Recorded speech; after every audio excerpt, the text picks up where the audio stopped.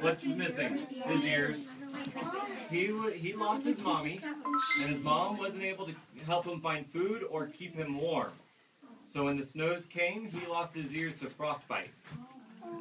And he was extremely underweight, but we were able to get him healthy again, get him plenty of food.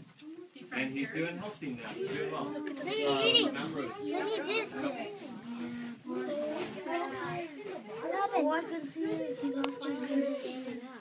We do have two bears. Bears are solitary. They like to be alone. So they're taking turns. Right now it's Eli's turn in the yard. This afternoon he'll go in the back and we'll let Gracie out to have her turn. What is he doing? He's trying to get the ball. He's just playing. He's really smart. He's fluffy. Yep. She's back there in the back.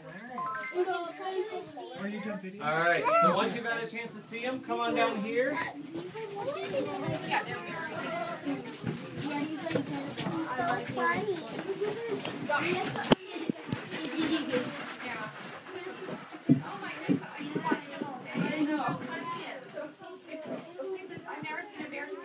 I know.